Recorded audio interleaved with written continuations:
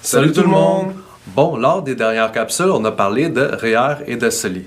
Maintenant, la question qui se pose, lequel des deux qu'on utilise? Le REER, le CELI, le REER, ou même peut-être les deux?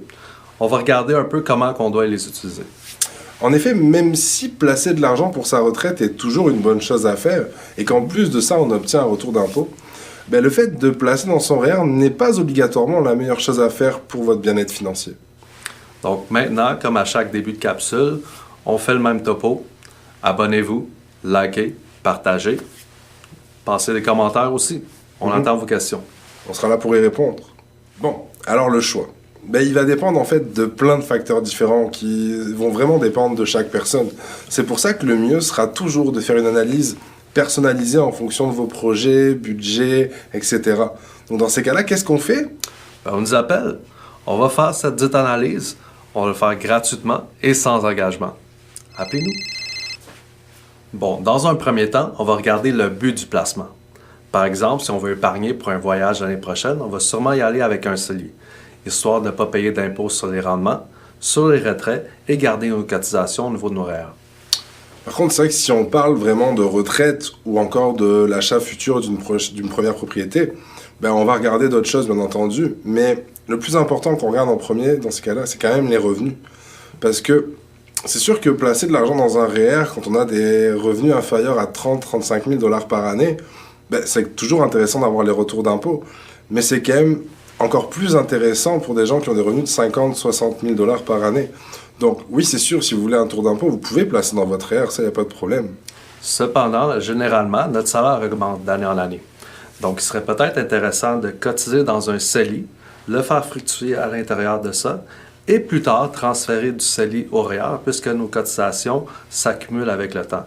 Donc, en passant du CELI vers le REER, quand on a un revenu plus élevé, ça fait baisser d'autant plus nos impôts, avec le même montant que même si on aurait un salaire plus bas. On vous donne un petit exemple. Bon, alors toujours pareil, les nombres qu'on présente sont approximatifs et indicatifs, puis on vous conseille, si vous voulez des valeurs exactes, d'aller voir un comptable ou un fiscaliste. Donc, on va considérer quelqu'un qui gagne 30 000 $ par année. Cette personne-là a un taux effectif d'imposition d'environ 15,1%, ce qui donne à peu près 4 530 $ d'impôts à payer sur l'année.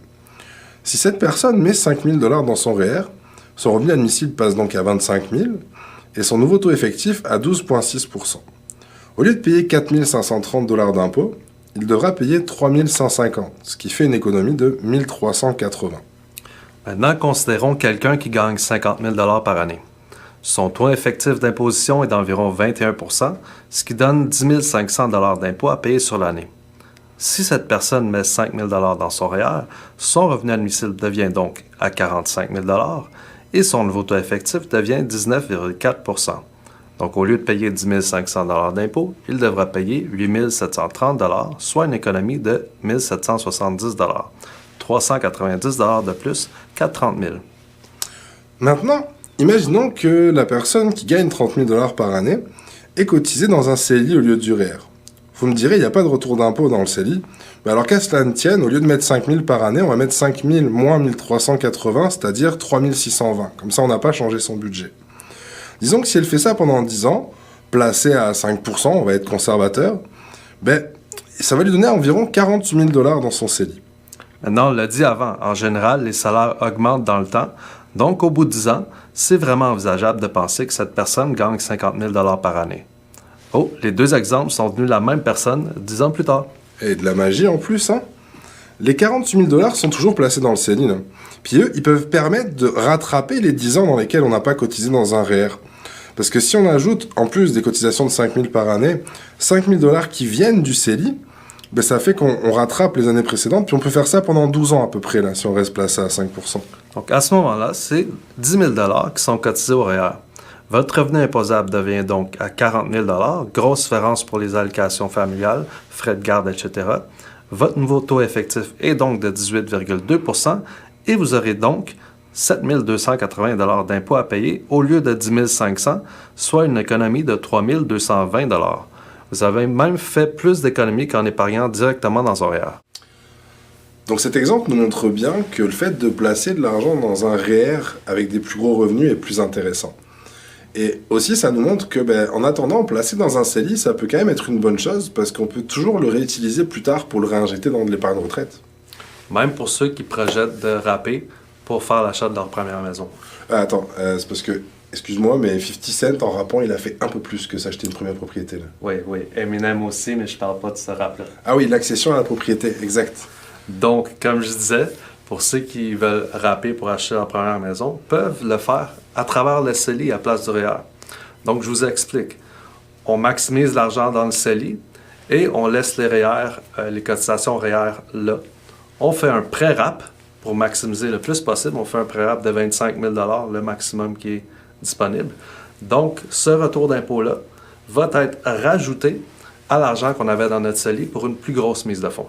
Ouais, en fait, on peut avoir plus que 25 000 chacun en faisant comme ça. Exactement. Il est pas fou, lui, hein? Bon, alors maintenant, on vous donne une petite astuce. Que vous ayez des revenus élevés ou non, nous, ce qu'on vous conseille de faire durant l'année, c'est de cotiser dans votre CELI, puis arriver à la fin de l'année de transférer ça dans votre REER si vous voulez cotiser à votre REER. Parce que ce que ça fait, c'est que pendant l'année, votre argent va croître à l'abri de l'impôt et vos cotisations REER seront bonifiées des rendements que vous avez fait dans votre CELI pendant l'année. On fait un petit exemple pour vous montrer ça? On y va. Bon, on a toujours notre exemple de 50 000 $ de revenus annuels à 21 % d'imposition, donc 10 500 $ à payer. Maintenant, à 100 $ par semaine pour une cotisation, ça nous donne 5 200 $ annuellement. Et si on le met dans un REER, notre cotisation reste la même, donc 5 200 $. On descend un revenu imposable de 44 800 $ à 19,4 % d'impôt, ce qui nous donne 8 690 $ à payer avec un retour donc de 1 810 $. Si on cotise tout ça dans un CELI, en utilisant, on va dire, un taux de 5%, parce que là, sur un an, on va pas parler de 7%, là, ça ferait un rendement de 130 $ dans l'année en gain non imposable. Si on transfère le tout dans un REER, donc il y a 130 $ en plus, ça nous donne un revenu imposable qui tombe à 44 670. À 19,35% d'imposition, ça nous donne donc 8 644 $ d'impôt et 1 856 de retour, soit 46 $ de plus. Aussi, c'est 130 $ de moins qui sera imposé lors du retrait, les rendements que vous avez fait dans le CELI. Donc si on tient compte de ça, ça fait à peu près 175 $. C'est sûr que ça semble minime à première vue par année. Par contre, si on fait ça tous les ans et qu'on le place pendant 40 ans à 7%, ça pourrait vous ajouter 37 500 $ de plus arrivé à votre retraite. Donc, on l'a dit dans les dernières capsules, même un montant minime peut devenir gros avec le temps. C'est ça la magie des intérêts composés. Un petit peu plus de travail pour nous deux, mais qui fera une grosse différence pour vous. Il y a un seul inconvénient à noter par contre. Il se peut que durant l'année, vous fassiez des rendements négatifs dans votre CELI. Donc ça baisserait un peu pour la stratégie, tout ça. Mais généralement, on le compense dans des années meilleures par la suite. Donc si on pense au long terme, c'est quand même une stratégie gagnante. Bon ben voilà, c'est tout pour la capsule de cette semaine. On espère que vous avez trouvé nos concepts intéressants.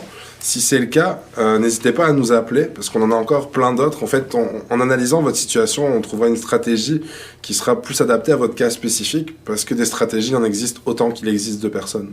Fait que vous êtes tous et toutes différents et différentes, donc c'est mieux d'adapter quelque chose qui est vraiment spécifique à vos besoins. Aussi, dans la vie, on dit qu'il y a des bons médecins et des mauvais médecins. C'est la même chose en finance. Donc, appelez-nous encore une fois. Vous allez vraiment voir c'est quoi qui fait la différence d'un bon et de mauvais planificateur financier ou conseiller.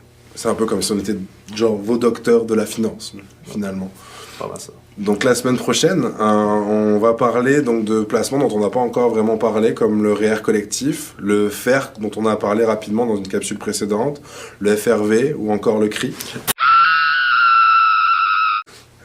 Ok, salut tout le monde, je suis en train de le perdre.